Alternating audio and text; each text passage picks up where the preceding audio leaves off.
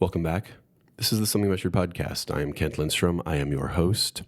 I wanted to talk to you briefly before our episode today. It's fantastic. It's Matt Hulett, who's a lovely guy. He's the president of Rosetta Stone. I'm sure you know the company.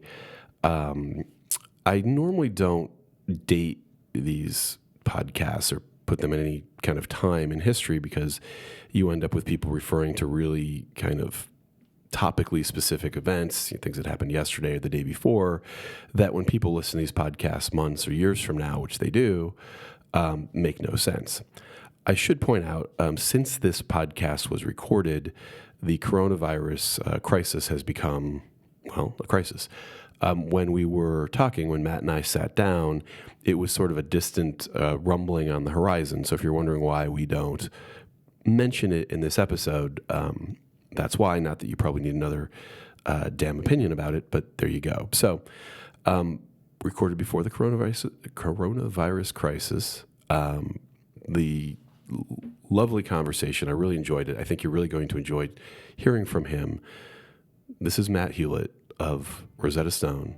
This is the Something About Your podcast. Thanks for listening.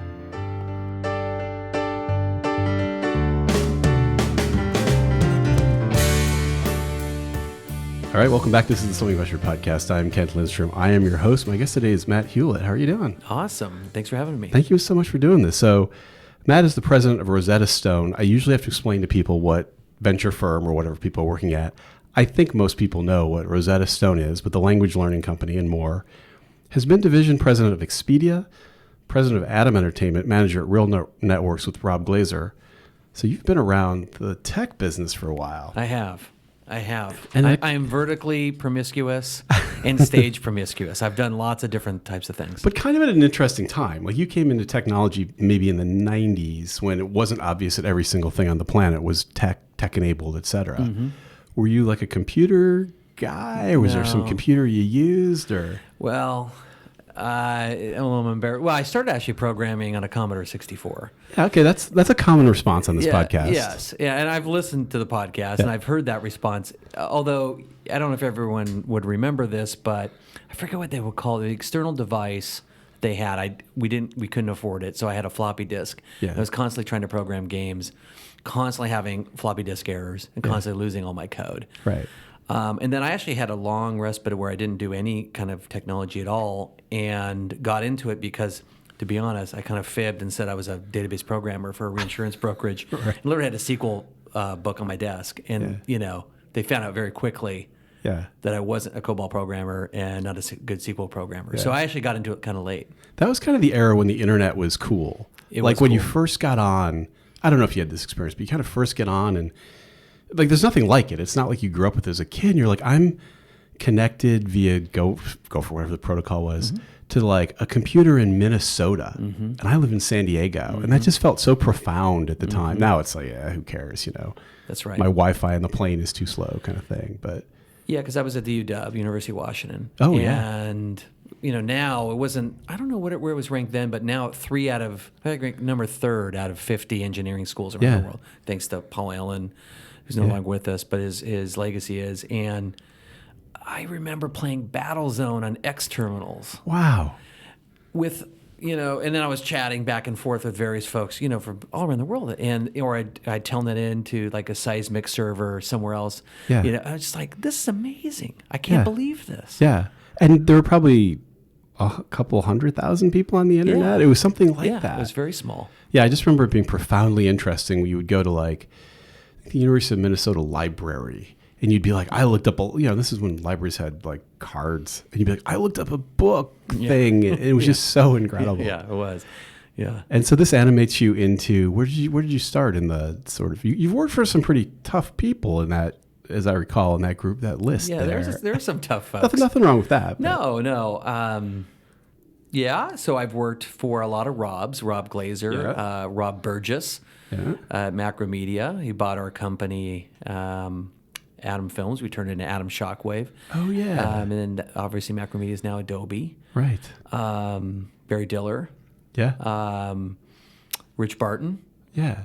A lot of interesting folks. Atom Shockwave was pretty big deal. Like that's a pretty famous thing. Was that a Sequoia-backed kind of thing? Yeah. Mike Moritz was the partner on that. So you've had all the tough guys.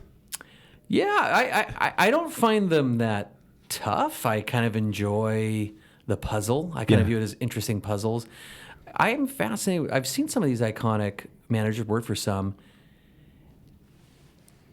and it's almost like how Silicon Valley's played out. I almost feel like, oh my God, I wish I would have written some of these scripts because I've seen some bizarre behavior. Right. But you know, brilliant folks obviously act differently at times, but I've learned from a lot of interesting folks what to do and what not to do. Yeah. And so RealNetworks was was online streaming, wasn't it? Yeah. Are you like, were you too early? Are you surprised by what like Spotify, for example, has become, and that Napster didn't take over the world but created some new things?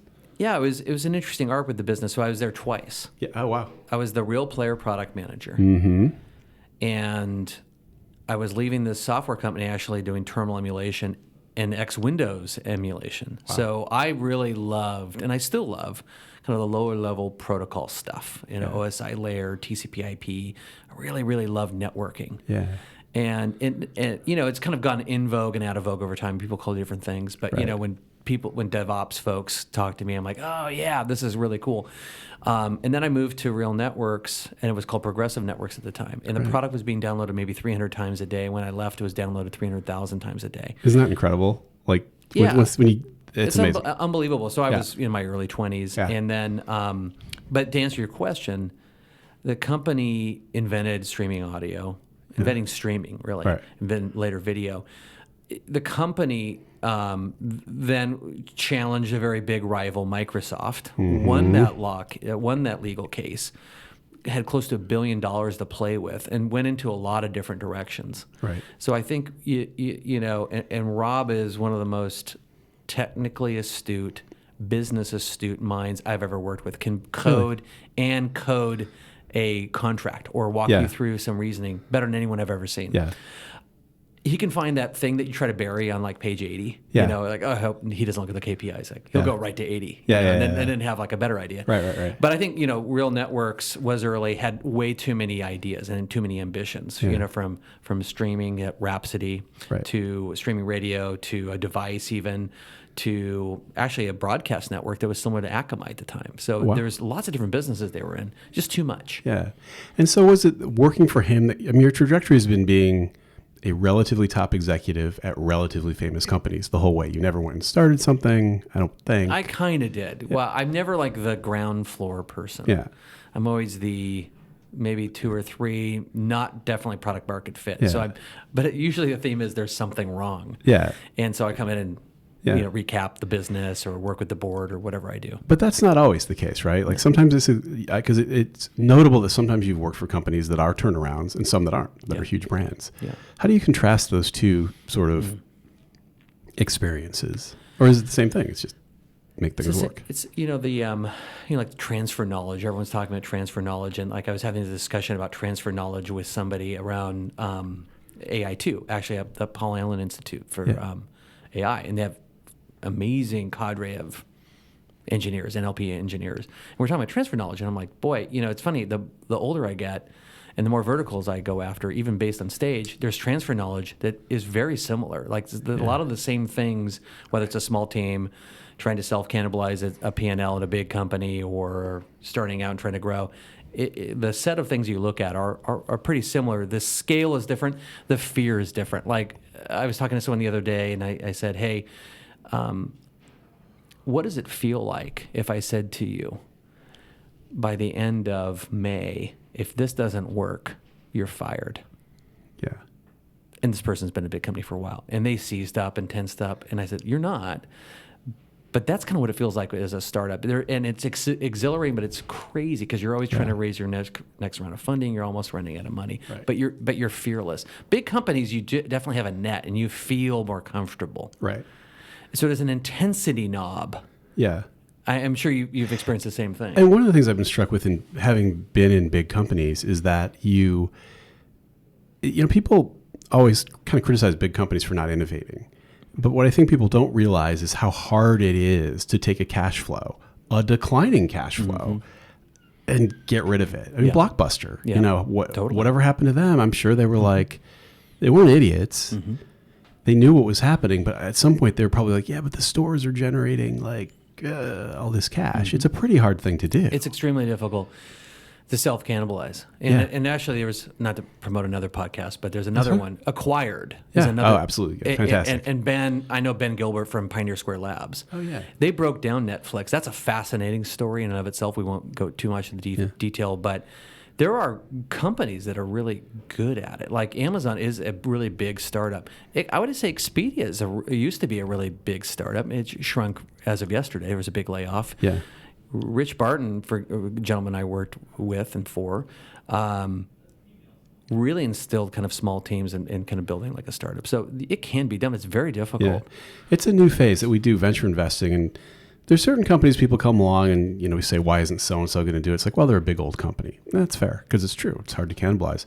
But if the answer is that Amazon's the person that would naturally do it, then it's not a good answer. No. Because Amazon actually can do that. That's they right. can put 5 people, whatever their pizza rule is. Yeah. Put five people, Two-person team. Yeah. 2 pizza teams. and just kill you. Yeah. Like just crush you. Absolutely. And, you know, size and scale matter. Yeah. And, you know, I've never, just a riff on that. I mean, I remember, and this was nothing to do with anything I did operating wise. Yeah. I started Expedia. I had just had an Adam Films experience where I had laid off a lot of our team to exist through the nuclear winter. Yeah. If anyone's listening, the Mike Moritz tombstone slides were This just out. Yeah, this is a famous story where Mike Moritz, who's probably one of the most successful, famous venture capitalists in the world, in 2008, when the market crashed, I think, put out I don't know why it had to be a multi-slide PowerPoint, but it basically said "Good times RIP," saying to his companies, "The parties are over. Parties over. No more cash.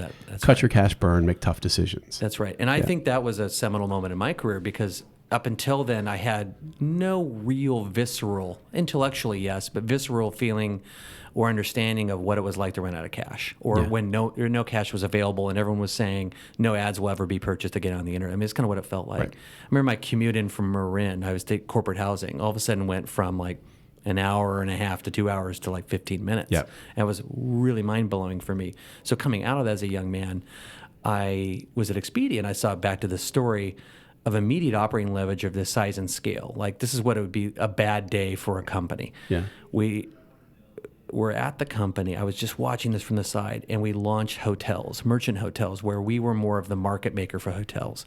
So we went from a margin of 6% on hotels to 35% overnight. And the go-to-market and the demand generation were tied to that launch.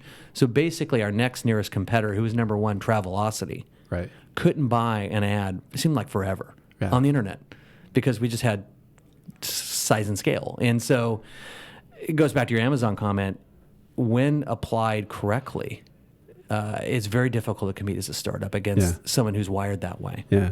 Do you keep an eye on the travel industry still as it's kind of emerged? I do. It seems like the big thing is Airbnb has emerged, and Airbnb bought, speaking of hotels.com, bought Hotel Tonight. Yeah. Hotels Tonight. Hotels Tonight, yeah. And then, I think there's interesting arcs with Expedia, Booking. I started the corporate travel space business at Expedia, and now it's called Agencia. And there's a company called Trip Actions that raised a lot of money. And so just when I think, it's like 1912 patent office, just when I think that it's time to close up the shop on travel ideas, there's more that come out. And what do you make? I work for Jeff Katz, by the way. At some point. He used to run Orbitz. Yeah. I was his lieutenant on something. I forgot about that. Yeah. Yes, that's right. He was by the way, he was a fantastic guy. He worked for Robert Crandall at American Airlines, another tough guy. He was a tough guy. And with, the father of the GDS. Yeah, but lovely to work for if you weren't an idiot. Right. Like, if you were the fool, it was not pleasant. But if he liked you and you did your job, he was lovely. Mm-hmm. And in fact, I think when that company got acquired, Orbitz, famously, they were going to give him a benefit package that really gave him all the money and not his management team. And he wouldn't do the deal until they spread it out more evenly. That's a phenomenal story. I didn't know that. Just kind of a lovely guy. But that's another interesting example, not to geek out too much on travel, is Orbitz. Obviously, there was some background with the airlines creating Orbitz. Yeah. To basically compete the intermediaries like Expedia around web fares. Right. And we could debate this all night, effectively lowered the yield on kind of a tier of tickets. Yeah. But effectively pushed us, just like I would argue tariffs do, pushed us, being Expedia us, into different packages and higher margin products. Yeah. So effectively, it's very hard to kill Right. intermediaries because they're always super savvy. Now, in some markets you can, like shopping's an easier one. Remember Price Grabber and shopping.com. Right. But I think that was an interesting play that didn't quite work out the way that I think Orbitz thought it was going to work out.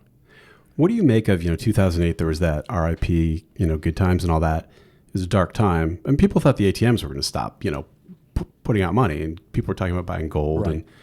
And, the joke was like, well, if you have gold, other people are just going to take it from you. So you really need a gun is what you're talking about. It was like that. Yeah.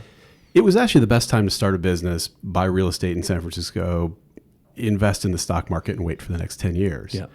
Like, do you look back and I don't know, like what's your sense of that dark time being actually the time when you should have?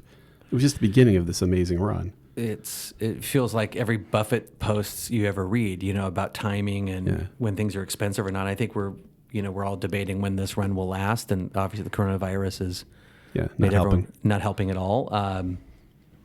But I reflect on that, and I raised money.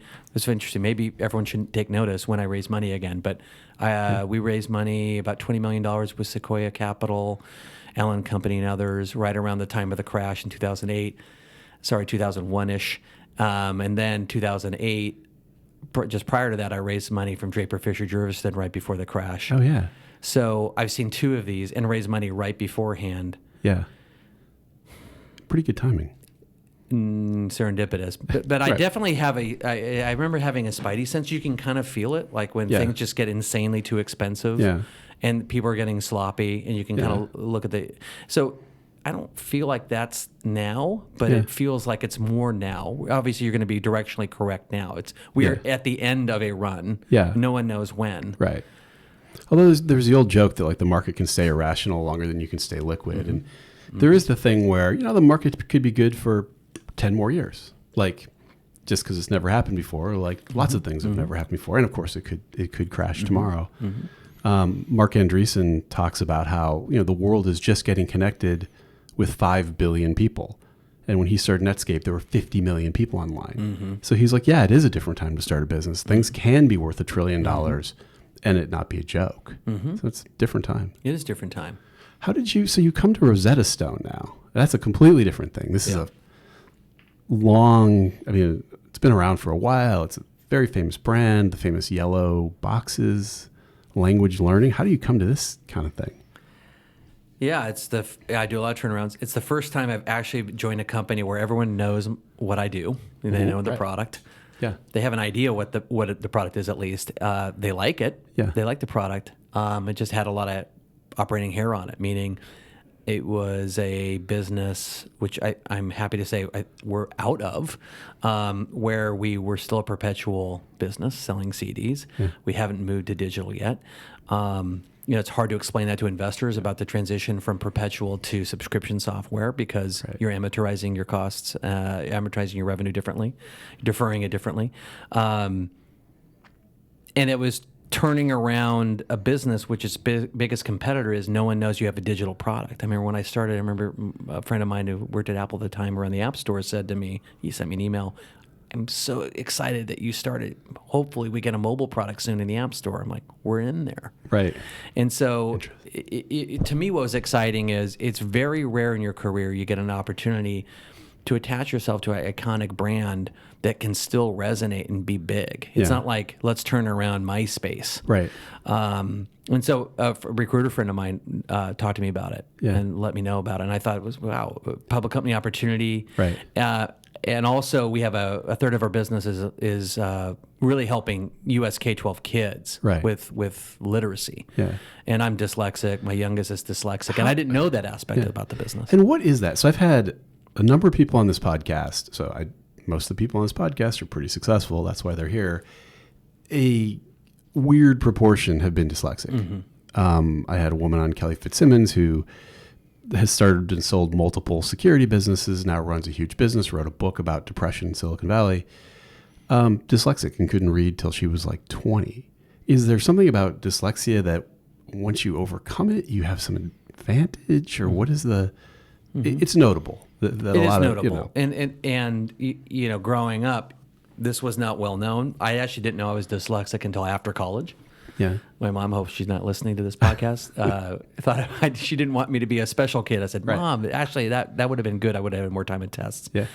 And I think there's as a kid growing up, you didn't know that was a thing. Now you look back, and John Chambers was pretty vocal about it. Richard Branson, other notable folks, and I think what it is, in essence, it's a phonemic awareness problem, right? So that's what it is. Like trying to capture symbols to sounds is very difficult. So what you learn very quickly at a young age is, you don't know what it is, but you feel like you're grokking things much more differently and slowly than everybody else. So you become a great delegator. And what I've found is I can capture errors very quickly in things, but I don't necessarily know how to generate the original draft of something. Right. And so what I figured out very quickly is I'm a little bit more creative because I see things differently, and I actually can't do everything. So I actually delegate really, really well. Yeah.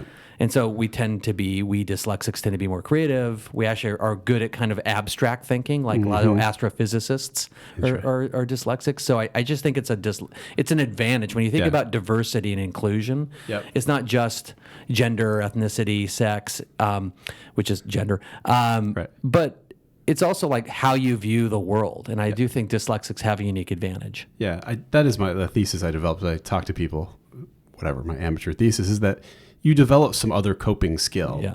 Then you do learn to read like everyone else, but you still have that coping skill. So you're just good at some things. And learning to read is a problem in this country, and it's unbelievable. Yeah. And so you guys, now when you started, were the discs still around? The CDs? The tail end of the discs. So you didn't have to fight that battle and say, hey, we need to get rid of the discs. No, it wasn't like I had to convince folks at the company that discs are a bad thing. Yeah. But moving from that perpetual to software is very difficult to explain to investors in particular. Yeah. And so what was happening in the market? So how many languages are there that people can learn? 24 with Rosetta Stone. I grew up in La Jolla, San Diego. Yeah. Do you know that is? It's on the Mexican border. Yeah. I studied French. Well, that's weird. They should, in San Diego, they should say you can learn whatever language you want after you learn Spanish. Yeah. It's just ridiculous. Yeah. And I can't speak French to save my life. Right. At this point. But yeah. Americans were funny about languages. It's so odd. We had like French, German, we had Spanish, but you think it's just like, hey, it's Spanish and then whatever else you need to learn. Because everyone around you have to speak Spanish anyway. Like everyone's speaking Spanish. You're practically there. No matter what's going on in the world, not to talk about politics, but we have the largest immigrant population on the planet in terms of percentages. And ELs, emerging bilingual learners, are the fastest growing population in U.S. K-12 schools. So it's 10% of the kids' population now growing to 25% in like 5 years. Yeah. And that's a different problem. These kids want to learn English and be effective and great citizens. And is that the language that most people are learning? Is it English, then Spanish, then Chinese, am I guessing? Yeah, in the United States, we definitely have kind of this English-Spanish bias. Right. Around the world, it's still pretty much English. There's 1.5 billion people around the world learning English. Yeah. How did that come to be? I mean, we're not the biggest. Is it just people had to congregate around something? It wasn't going to be Esperanto or whatever that thing was. Yeah, I think it's basically GDP. It's who said might makes right. Some Greek philosopher, but Thomas Hobbes actually. Yeah. That's who said it. Might makes right is the GDP. And the geopolitical makeup definitely dictated English as a standard, like we Americans have done it around the world, and it's just become an easier thing. Like, could it be Mandarin in the future? Potentially. Yeah. But English is the standard. And now. Do you think as the world globalizes, there will be fewer? I mean, I don't know if your kid coming up, are you going to learn? You're in the U.S. You're going to learn, say, Swedish or Italian. I mean, there's some languages where the math on them is just such a small population that you can communicate with. You think at some point we'll just have, hey, there's Chinese, Spanish, and English, and those are all kind of merging into one thing anyway. I don't think so. That comes the discussion of, do you actually have to learn a language? Are you going to actually be speaking hexadecimal or something? Right. Putting a chip in your head and the Neuralink stuff. language is really about the cultural norms and identity of that country and that person. It's more than just, can I communicate effectively?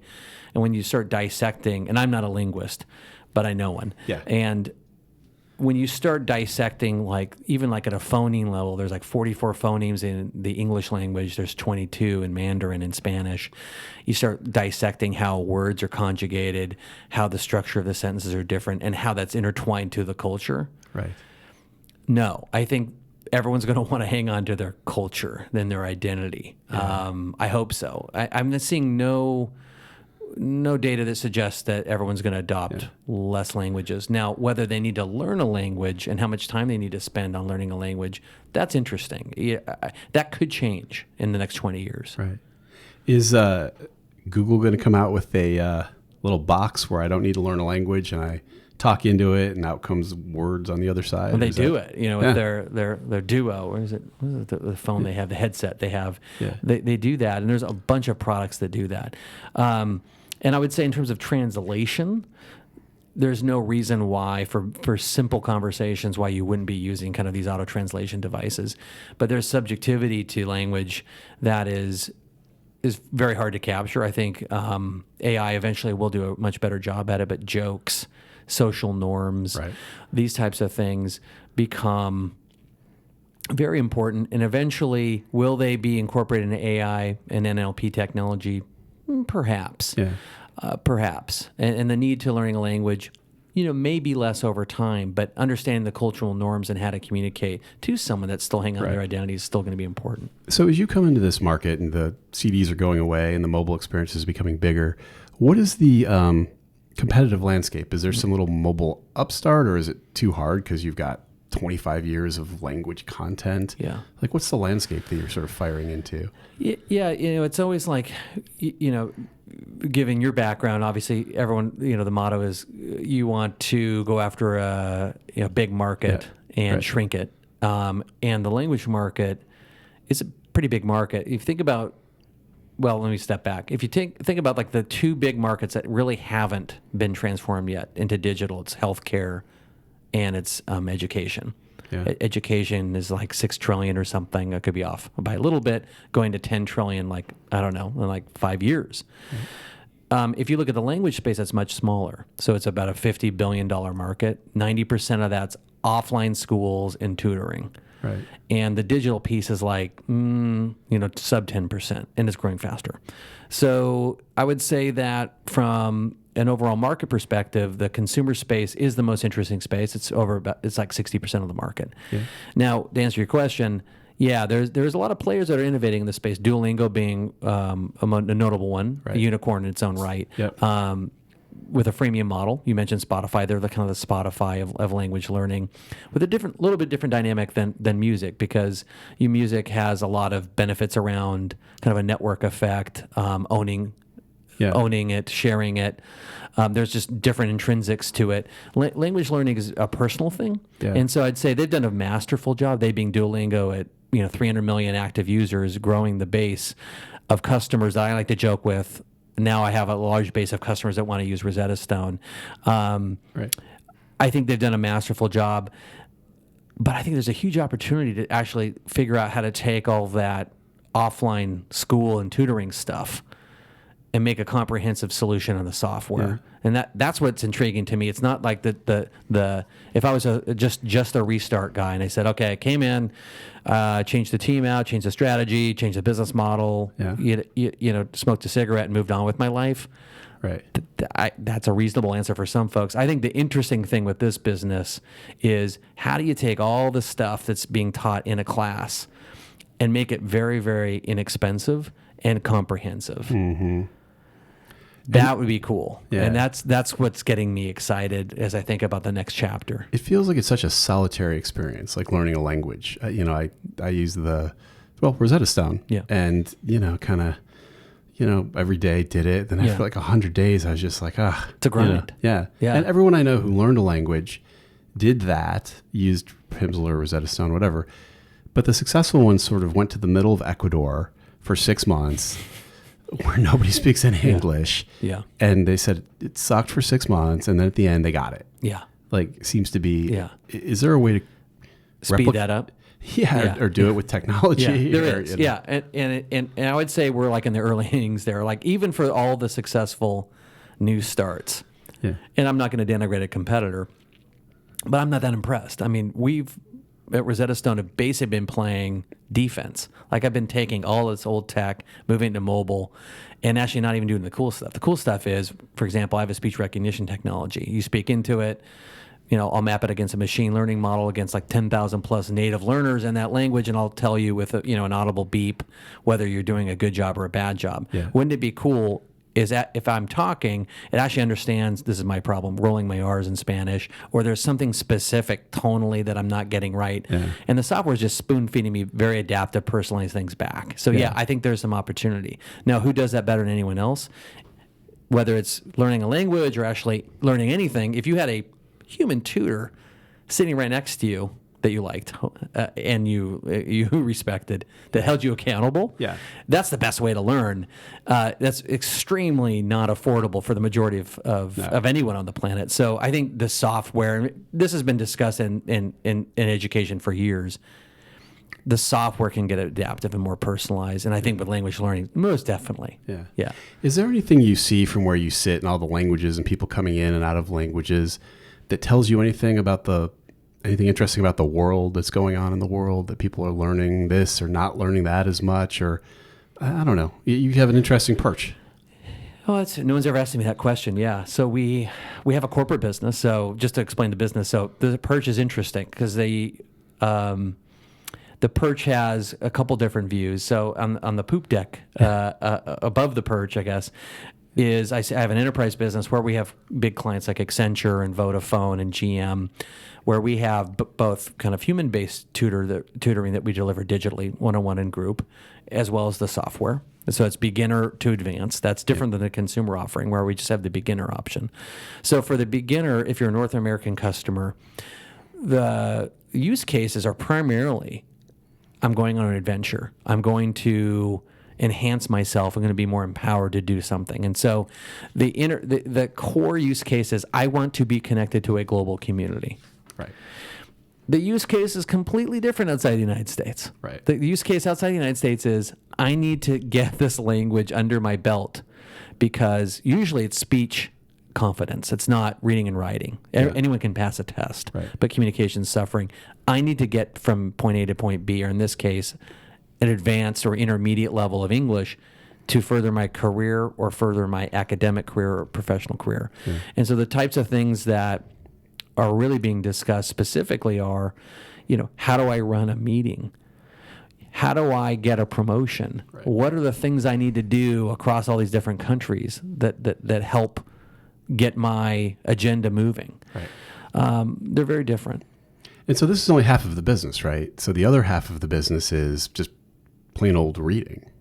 Yes. Yeah. So it's about a third is the literacy business. Yeah. And that's U.S. K-12 schools with software in the classroom used in conjunction with the teacher. So the teacher gets personalized curriculum and advice through the software. Right. It doesn't replace the teacher. Yeah. And so what is going on with reading in this country? I mean, it seems, even putting aside whatever's going on in education, it seems like any child that I know doesn't really, when I was growing up, we'd read a bunch of books. Like a 12-year-old would read, The Lord of the Rings and then Silmarillion after, and like you were reading thousands of pages. Yeah. And I guess you are now with Harry Potter. I guess that's a thing. Yeah. But it just seems the amount of reading must have declined with the advent of devices and TV and all of that. Well, these are real stats, not Matt made up stats. Yeah. And I'm surprised it doesn't get as much airtime because remember Ross Perot? Yeah. And I love Ross Perot because to me, I'm dyslexic too. It's like, I get this guy showing charts like, green is good, red is bad. I was like, that makes sense. Yeah.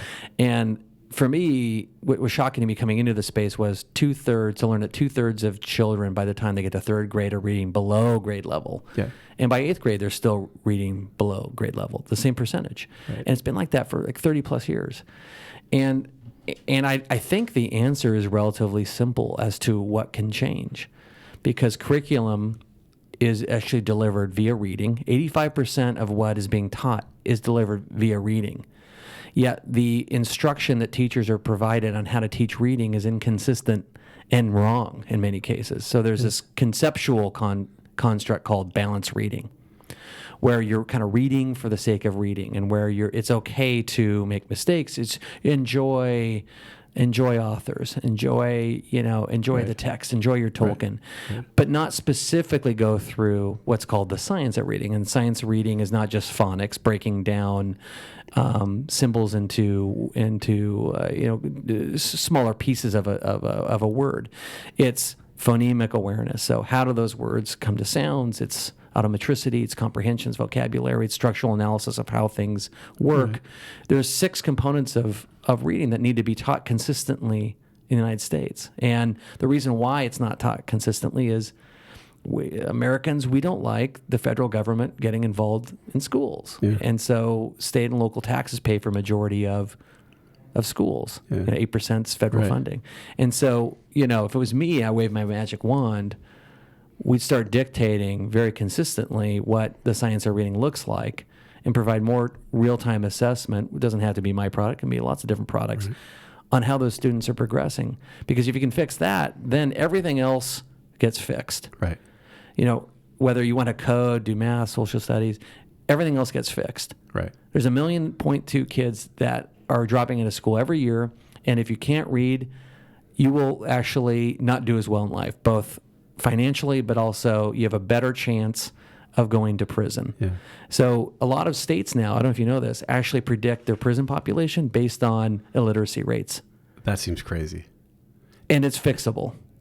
What is to be done? I mean, obviously your product is part of it. What is to be done about it? It just seems like such a waste. I mean, we've got, on the one hand, we now have unlimited ability to get a book. We used to actually go to a library and check it out, and sometimes the book wasn't there. Mm-hmm. Like, that doesn't happen anymore. Right. There's infinite, what is to be done about it? It just seems almost like a crisis more than anything to me. Yeah, it's like, I've heard a couple of political candidates recently talk about a Marshall Plan on insert thing here. Yeah. And, look, if I kind of map the landscape, and I'm pretty passionate about it because I didn't realize it was this big of a deal before I started the company. Right. You think about it, and should we spend more per kid? No, we're up in the upper quartile of most countries. We spend, for 10-year span, $10,000 per kid, $100,000 over 10 or some odd years. So that's upper quartile. Our test scores on everything you can imagine are kind of in every OECD country. We're in the middle of the pack. Yeah, we suck so bad. Yeah. So then what's the resolution here? Well, you can't force, especially with the No Child Left Behind gone, and we have the Every Student Succeeds Act, which basically repealed that. You cannot force a state to do anything, but states are going to have to start dictating standards and funding assessment and funding the science of reading. And some states are starting to do that, like Utah, where they allow local districts to decide, and they have funding available if they're willing to deliver science of reading, have real-time assessment, and have it reviewed by third parties. So it's going to have to be state level. We're not going to change the 10th Amendment. Right. Wow. Does any of this have to do with science and math having such a good sort of PR firm in terms of jobs that people go science, math, push their kids science, math, and don't say, hey, I'll pay you $1 for every book you read or whatever metric there is? Well, it's interesting. I try to stay away from politics, but it's hard this year. But I think the loudest voices on science and math aren't wrong, other than the loudest voices for science and math have a lot of privilege. Right. So about 30 years ago, 30% of kids in U.S. K-12 schools, we call Title I, under the poverty line. Now it's 50%. So you have that factor, and those kids more than likely are in the poorest zip codes and aren't probably the loudest voices to get math and science instruction, so they're probably being suffering the worst in terms of their literacy education. So I don't think that's a bad thing to say, that science and math is important. Right. However, it all starts with reading. And I hate to sound like Ross Perot again, but you fix reading. Yeah. You have an economic boost all across these cohorts of kids. Yeah. It's $150 billion projected every year over the lifespan of those children that improves. Yeah. and I hate to sound like here's the deal, but like here's the deal, like Ross Perot, this dates me, is science of reading education. Make it consistent. Yeah. Everyone knows what it is. Make it consistent. Assess it. And then I'd love to eke out a little bit more pay for teachers, but that's above my pay grade, literally. But those three things I think would matter. Yeah. But it'll come down to the states, and I think folks like states like Utah are doing some great things, and other states as well are starting to look at that. Right. I think this is the famous quote from Winston Churchill during World War II, where someone came to him and they were like, "Oh, we can cut the arts and literature program. We'll have more money for the war." And he's like, "What the hell do you think we're fighting for?" Right. That's great. It's great. Yeah, Winston Churchill's great to evoke on any occasion. Yeah, exactly. So what are you excited about now for both your company and sort of the future, or are you not? Well, let me ask you this first. Do you get dragged into politics from where you are? It just seems like language and politics, like, do you have pressure to do anything or say anything, or are you just... We do. Yeah. We get pressured, both the US K-12 perspective, and then we also get there's immigration and education. Those come hand in. Those are hot button topics. We like to stay above it. But if there's ever, actually geopolitical too. I mean, there's been some backlash towards firms outside the United States teaching English, in APAC regions. Yeah, right. So I see, and then by the way, with the coronavirus, we're seeing more interest for remote-based learning as well. So I'm seeing all these different things that you never would think of with Rosetta Stone. Yeah. We stay above it because inevitably what we want to do is provide the best outcomes for as many learners as possible. Our vision that we talk about is everyone should be able to read, write, and speak with confidence. Yeah. So as soon as we take a political position, we're turning off a cohort of customers. Now we do things like, gay pride in those events like that, and we'll definitely salute, World Language Day and everything else. We get pulled in very specifically on these events, and we try to be as inclusive as possible. We just stay above it. If someone gets upset that we're being inclusive, they're probably not going to be a customer of our products, but we don't go into the political realm. Yeah. But we're pulled in all the time. I'm sure. Do you have a kind of couple last questions for you here on the kind of from a management style? I know it's funny. When we were raising money for our fund, we had the Fear is the Mind Killer from Dune was in our deck because we're like, God, these guys it's so cool. And nobody knew what we were talking about. So we took it out. We were kind of surprised. Yeah. What do you make of the Fear is the Mind Killer in management? It's funny. I don't know did you know that I actually lived in Port Townsend where Frank Herbert lived? No, I did not. So I remember as a kid, I loved Dune. Yeah. It was so weird. Yeah. As a kid, I read like 2 or 3 of them. And he was walking around downtown Port Townsend, very hippie town. I used to always ask my dad, like, "Hey, what's that smell?" It's like, "Well, that's marijuana, son." But you could see Frank walking around. He was not a normal person. Yeah, right. And what do I think of that adage? Is that the, yeah? Fear is the mind killer. Absolutely. I always ask folks, "What would you do today if you weren't afraid?" Yeah. What would that look like, and what would that feel like? So. I'm totally behind. I've done a talk using that. I know. Yeah, I just really think that my job as a leader inevitably is to, and maybe this is age, is to get the best out of that person for their life within the company and outside the company. Yeah. And so if you can remove the false ceiling that people have, and we all do it. Like there's a caliper on everything we do. What would happen if I admitted I didn't understand that question, or I had to look up a vocabulary word, or I strove to do something a little bit different? And if we could create meritocracies where we enable that great work to happen, wouldn't that be awesome? So I'm firmly behind Frank on that one. See, something you get from reading. Yeah. So what are you excited about, or maybe not, but I mean, for your company and sort of for the future of learning? Hey, Rosetta Stone. I'm not all about CDs. Yeah, right. CDs and yellow boxes. So what would we look like with, more time horizon, more potential in front of us, and uncapped? I'm telling my team that we're going to start making some waves now. You're going to start seeing Rosetta Stone on the airwaves again. If anyone still says airwaves, but it's cool. TV. We're going to start strutting a little bit. That's awesome. Yeah, it's fun. Well, this is great. How do people, if they want to follow you or sure not get in touch, but can they follow you on Twitter or Rosetta Stone on Twitter? Yeah, Matt_Hulett and Great. MattHulett@gmail.com if you want to email me. And thanks for having me. Thanks so much for doing this. Thank you. This has been the Something About Your podcast. Matt Hulett, my guest. Thanks so much. Thank you.